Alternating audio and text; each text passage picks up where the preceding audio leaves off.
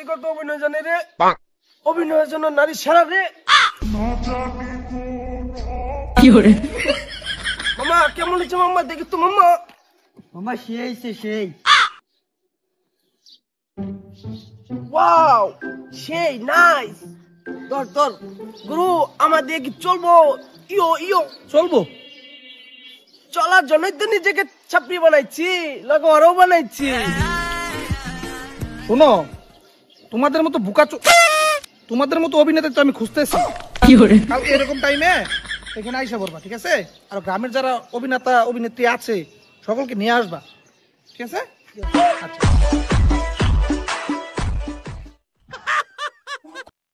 সম্মানিত অভিনেতা অভিনেত্রীবৃন্দ, আচ্ছা তোমার ঘরের মধ্যে কি মানুষ নাই? একটা লোক লইছ লই করিয়া।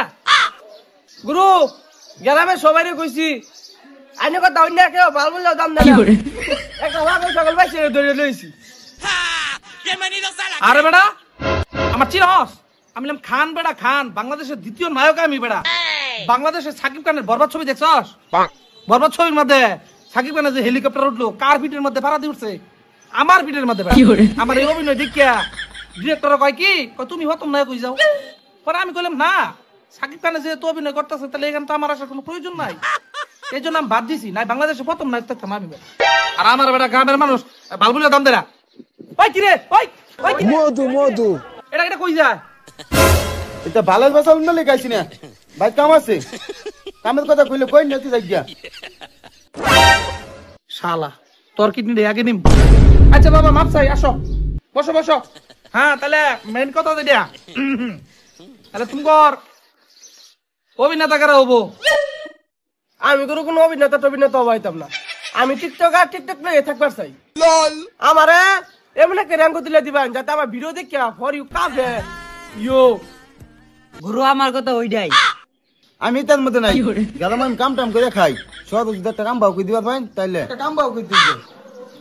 এ কি রে আনতে কোনো অভিনেতা ভাই দিছেন না?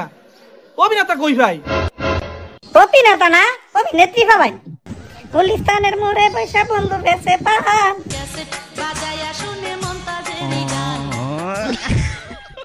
এই তুই না ভাষা কাম কর না গো বাবু, যেসংখ্যা হচ্ছি অভিনেতা অভিনেত্রী নিতেছে ওসংখ্যা ভাষা সব কাজ ছাইড়ে দিছি বাবু। আরে এই মহিলা কারা? এই মহিলার তো বয়স্ক মহিলা দেখা যায়। এই মহিলা তোরা দাওয়াত দিছস? এই উল্টা পাল্টা কথা কইন না। আমার বয়স 70 হইলো, আমার যৌবনটা 16 বছরের। তাহলে তোর চরিত্র খারাপ।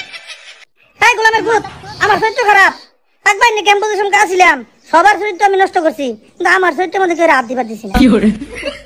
এই তোমরা থামো থামো থামো। এই শোনো, চরিত্র লয়ে কোনো প্রশ্ন হইতো না। তোমার প্রতিভা দেখাও।